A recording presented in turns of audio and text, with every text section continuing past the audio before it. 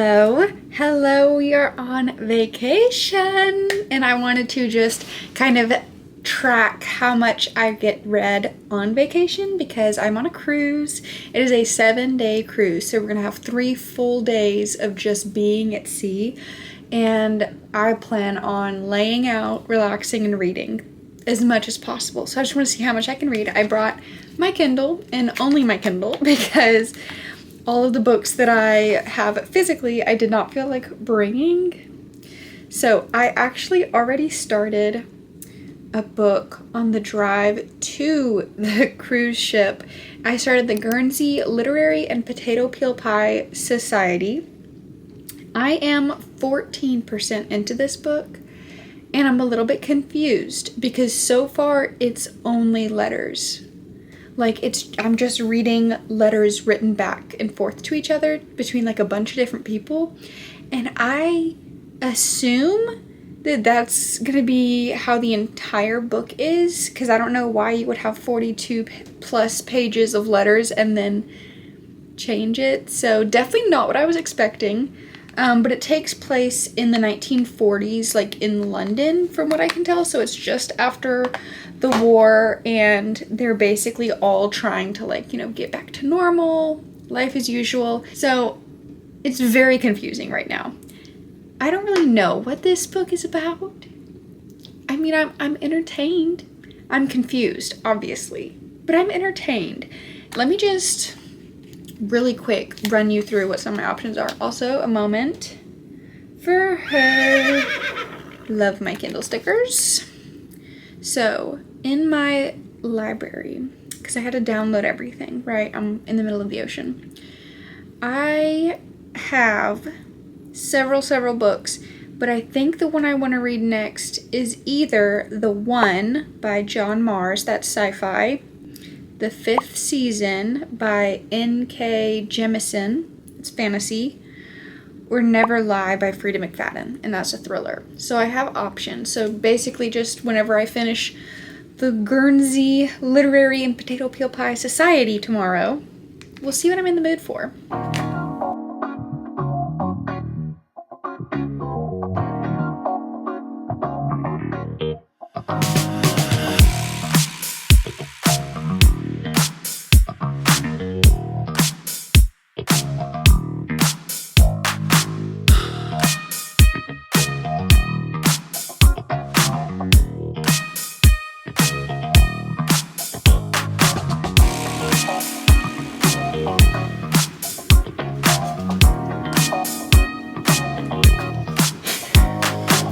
To be so for real with y'all, I am like 28% of the way through the Guernsey, that book that I'm reading, and it's not bad. Like, it's interesting if you like just like British old language and that like lifestyle, then you would like it. It's just letters back and forth between everyone, from what I can tell, and it is interesting. It's just not like a vacation read, in my opinion, so I am going to pause and pick that up at home. And I think I'm actually going to read Never Lie by Frida McFadden, because this is my book club's pick of the month. There you go. So I can't really remember what it's about. I think it's like this couple moves into this house and they find all of these recordings of a couple at therapy or something like that, and they're trying to like uncover a mystery. I don't know. I read 2 Frida McFadden books. One I thought was good, one I absolutely hated. So maybe this will be the one that seals the deal on Frida for me, whether or not I actually like her. So I'm probably gonna sit on my balcony and read for a little while, because I was outside, well, I was like upstairs on the top deck reading a minute ago, and it was so hot because it's the middle of the day. So sit on my balcony, have my ice cream, and start Never Lie. Reading update. I am on page 303 of Never Lie. I have given 0 updates for this book because I have just flown through it. I think in my first sitting, I read over 100 pages, and I'm at 88% now. And I honestly just did not realize how far into it I was. Like, I feel like this book is flying by. It's really easy to read. And basically, it's about this woman, Trisha, and her husband, Ethan. They're, like, viewing this house that they might want to buy. And when they get there, there's a blizzard, and so they're, like, trapped in this house. They can't contact anyone. There's no signal, all this stuff. So they're just, like, abandoned in this huge house. And she's just, like, really freaked out about the whole thing. But the husband's like, this is perfect. We're going to buy this house so we can go ahead and, like, start living in it. It's fine. And then they realize that it belonged to this psychiatrist who went missing 3 years ago. And so Trisha's really freaked out about the whole thing. And then you get a past point of view of Adrienne. She's a psychiatrist. And you kind of see what happened the months leading up to her disappearance. And then you also, Trisha goes snooping and she finds these recordings of all of the therapy sessions that Adrienne had ever done. And so she starts listening to them. So she's kind of figuring out what was happening in the months leading up to her disappearance too. I will say I'm not a huge fan of Frida McFadden's writing, but at least in this book, it's not distracting me from the story. The story is actually pretty good. And I mean, it has me locked in. Like, I can't stop. I can't put it down. But I'm going to stop. Get something to eat. I'm definitely finishing it today. It's so good. And then I think I'm still going to be in a thrillery mood, so I think I'm going to pick up another thriller after this. Okay, so I've finished Never Lie, and I am conflicted about it because I was thoroughly entertained. It was good. Like, I stayed up last night to read it. I finished it in, like, basically 2 sittings. It was good. But it had, like, one of the plot twists was a trope that I actually really dislike. So that kind of, it didn't ruin it for me. Normally that trope ruins it for me.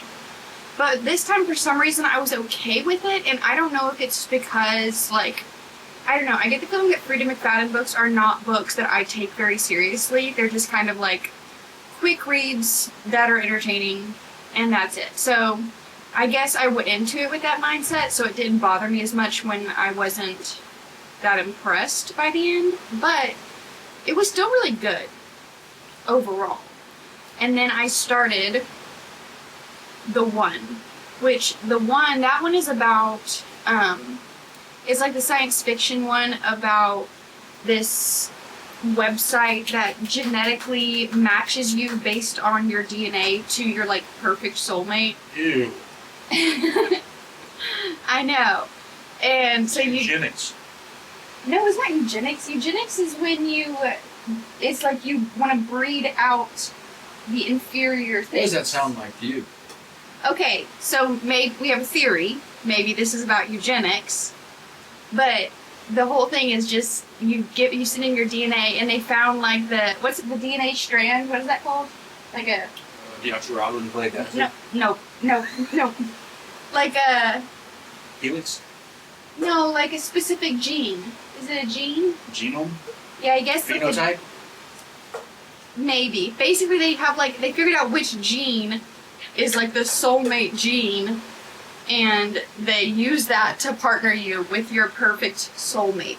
So this book is following 5 different people that use the website, and basically, I don't know, like, what the main conflict is going to be yet, but, like, this match website has destroyed hundreds of relationships and marriages because people who are already married are getting on this website and then realizing that the person they're married to isn't their, like, perfect soulmate, so they get divorced and get with their actual match. So, drama.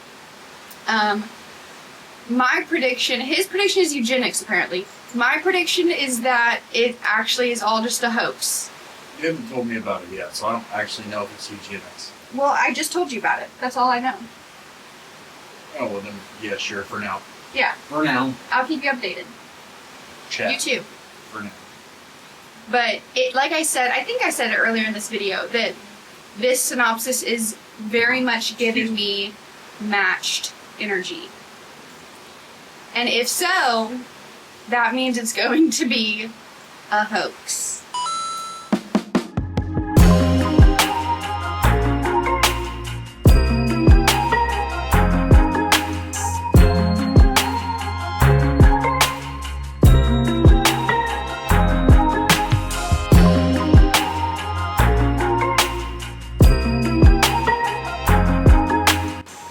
Okay, so I am now 8% of the way through this book.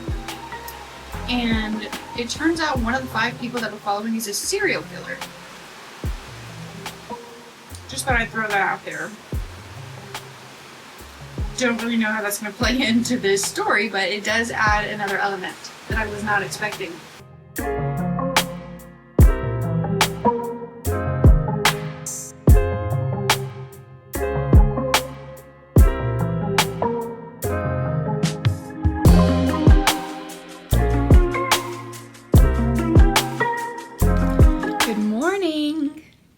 Reading update. I am 44% of the way through the one, and I am conflicted.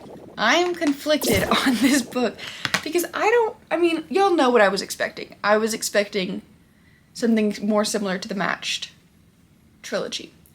I was not expecting that copy-paste at all, but that was like the vibe. So you're following these 5 different people. I already talked about this.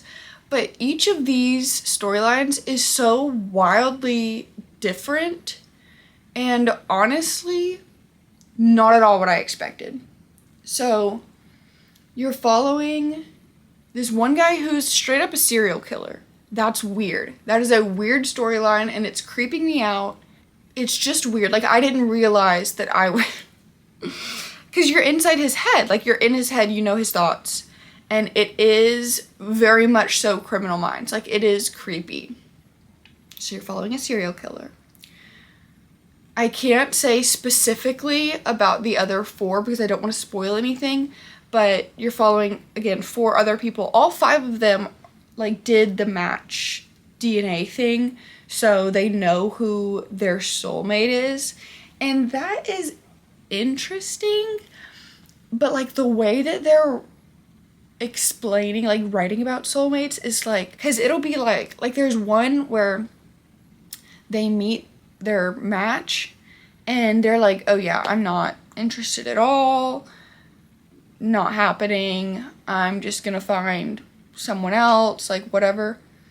And then at the last second they make eye contact and it's like they got struck by lightning. And I'm like, personally, I just don't see that happening. But again, I'm suspending disbelief because this is a science fiction, fake fiction. But it is interesting. Like, all the different storylines, I'm struggling so much with keeping the names separated because it's 3 women and 2 men. And it took me the longest time. Well, specifically 2 of the women's storylines were so freaking similar that I was like, I don't know. I can't keep them separate. 44% of the way through, I can, and it's fine. But honestly, I was kind of expecting there to be some, like, overarching plot or, like, some way that these 5 storylines would connect, and that's just not happening. We're only halfway through, so there's still time for it to happen, but so far it just feels like we're following 5 different people finding their match, and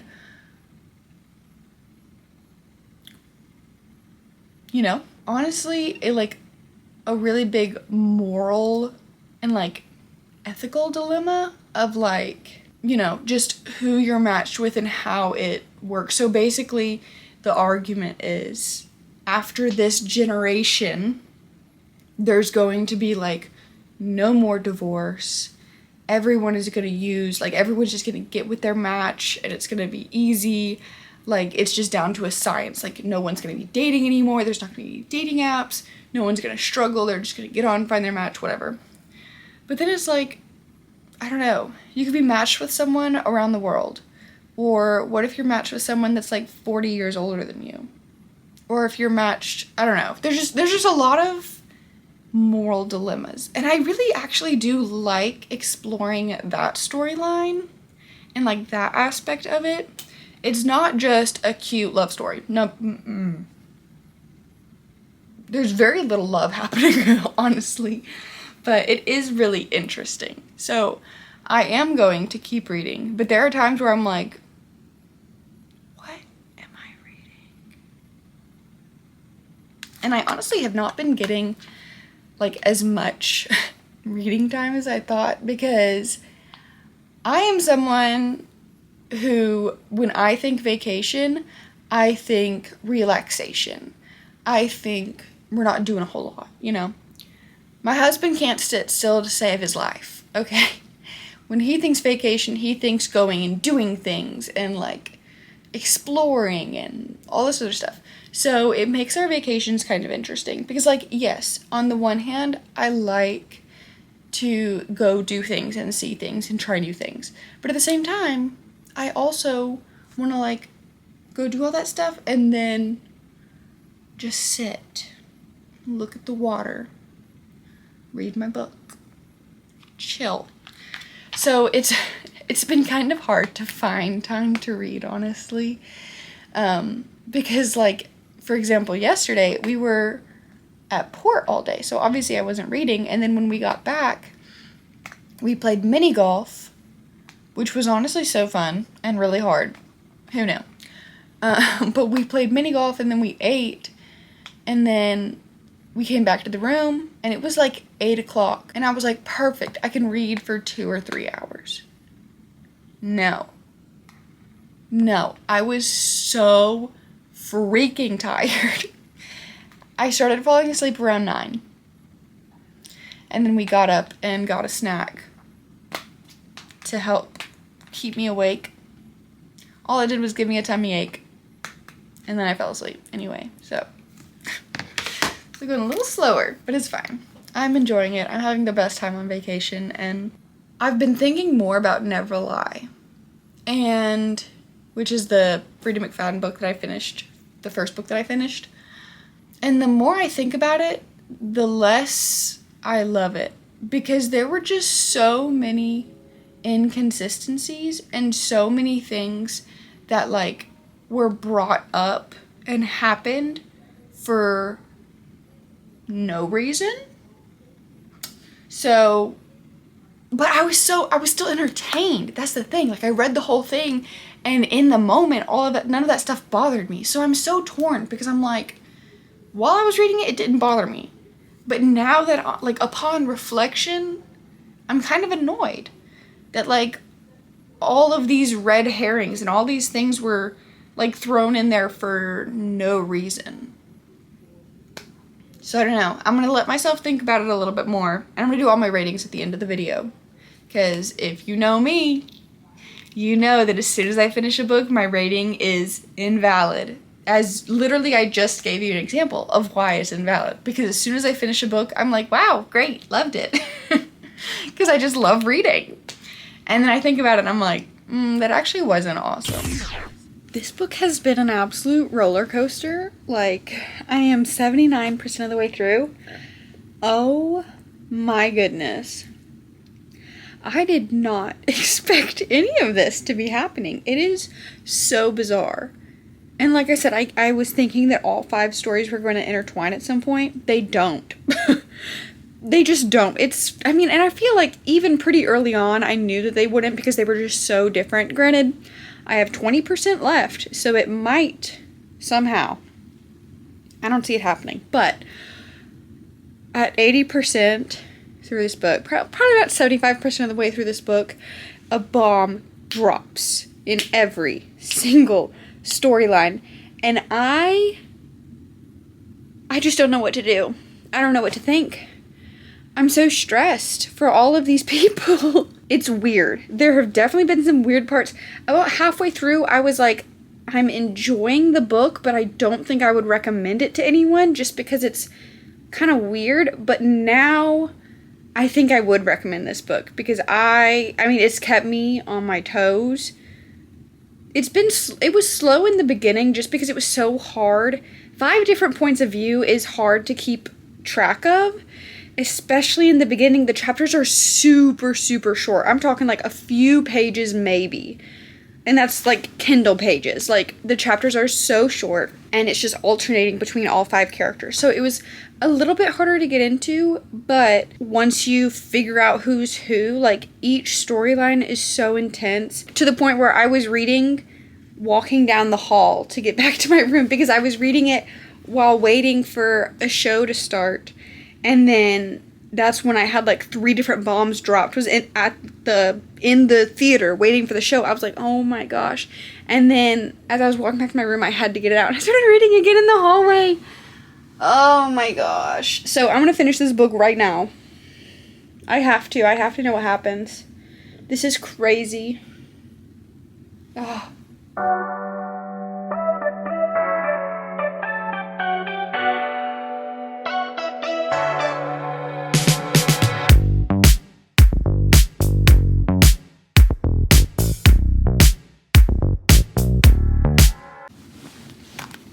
Okay, so I just finished The One by John Mars.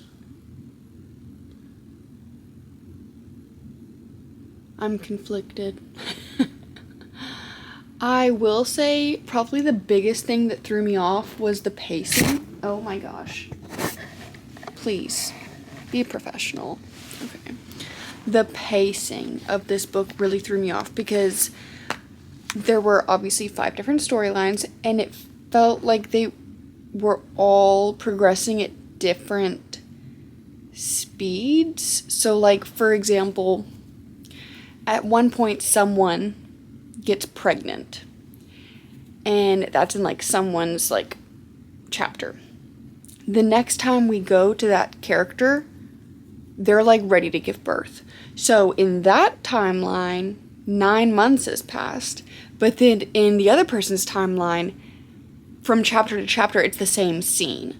So that was a little bit confusing, having the storylines not all progress at the same speed. But other than that, I like it. My camera battery is about to die, so I will save my thoughts for tomorrow. I'm conflicted, but I really enjoyed it, so we'll see. I am home. I realized that I started and finished a whole other book without even filming any of it. No updates. But I started That's Not My Name by Megan Lally the same day that I finished The One, and I got like a third of the way through. And then, I think that was 2 days ago, I didn't read it all yesterday. Or maybe I did. I might have read like another chapter yesterday. And then I finished it today on the way home. So I do have one more thing that I want to say about The One. I think the last time that I updated, I was like conflicted. I've settled my thoughts. I know what I want to say about it now. And basically The One is all about how humans are garbage. That's the story. That we are all just terrible and will use anything at our disposal to justify our selfish decisions. So, knowing that that is the message, I still do recommend it. Like I said, I had a lot of fun with it. It was interesting. Definitely threw me off guard. There were some twists. But because it was following 5 different people, you never really got to know them deeply. Like, I feel like it was very surface level. The message was spelled out for you as opposed to being like hidden for you to uncover. I'm not complaining about it. Even with it being more shallow, I still think it was good. It was interesting. And I also realized that author is John Mars, and I have another book downloaded by him, Keep It in the Family. It's a thriller, so I'm going to read that one. I'm interested to see, because I feel like his writing didn't stand out to me in any way, so I'm like on the fence on if I like him as an author. You can't just judge an author off of one book, I think. So anyway, those are my thoughts on the one. Then, like I said, I read and finished That's Not My Name. It's young adult thriller. It's about this girl who wakes up in a ditch and has no memory of who she is, can't remember her name, doesn't remember like how she got there, what happened to her, like nothing. And then this man shows up and is like, "You're my daughter. I have all this like proof." Like he has her birth certificate, he has her social security card, like all this stuff. He's like, "You are my daughter. Come home. Like, I'm so glad that you're safe." And so she's still no memory of what happened. And he's like trying to help her remember who she is, what she likes, what her life is. And some things are coming back, but some things are a little weird. And then it shifts to another perspective, Drew. He was dating Lola, and Lola went missing. I think it was like 5 weeks ago. Lola went missing.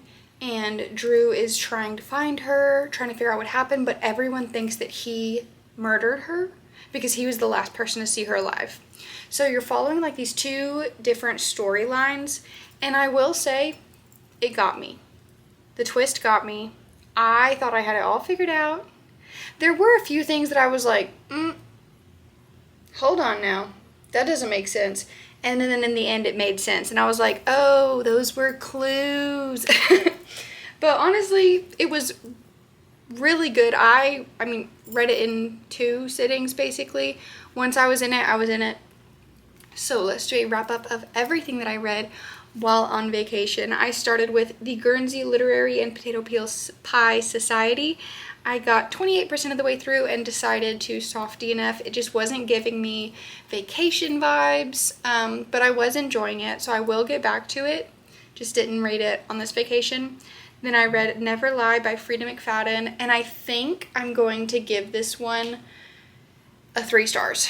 I was initially going to give it 3.5 because I had a lot of fun reading it, but as I was thinking about it, like I finished it, and I really haven't thought about it since, but when I did intentionally think about it, there were a lot of things that just didn't add up, like a lot of plot holes and a lot of like just stuff that I was like, oh, okay, well that's gonna play a role, like we're gonna see it at the end, like it's all gonna come together, and it just never did. Like it was never mentioned again.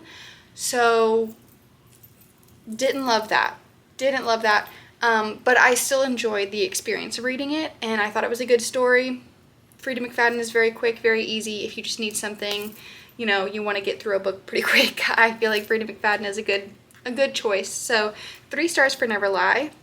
Then I read The One by John Mars. I've already talked about it in this clip. I think I'm going to give it 3.5 stars because it was interesting, but it also left me feeling dirty, which it was supposed to. So like I can't necessarily fault it for that because I truly believe that that is what the intention was. It was a good story. I liked all 5 of the storylines. Like I said, it was a little hard to follow at first, but then once I got into it, it was very interesting. The ending, I feel like, wrapped up really quick, and the pacing throughout was a little bit off, so for those reasons, I just can't give it a 4. But I would say 3 to 3.5 stars, and I would probably recommend it. And then I literally just talked about That's Not My Name. For that one, I'm probably going to give it 4 stars. For a young adult thriller, I felt like it was very well done. And it was teenagery without being like annoying, if that makes sense. So my issue, I'm 25 years old, so I don't read a lot of young adult, but this was the type of young adult that was like not obnoxious. The characters were written to where they acted, behaved, and thought like teenagers. I thought it was done well. And like I said, the twist really got me. I was pretty mad that I didn't see it coming. So that is all for today's video. I had so much fun reading. I love reading. That's like my favorite thing to do, and I love reading while on vacation specifically. Like, I like being in a very scenic location, so it was really cool getting to sit on the balcony and listen to the waves while I was reading, or sit on the beach. I hope that you enjoyed. Thank you so much for watching. If you did enjoy, please make sure to like, comment any of your thoughts, and subscribe so that I can see you in the next one. Mwah. Bye.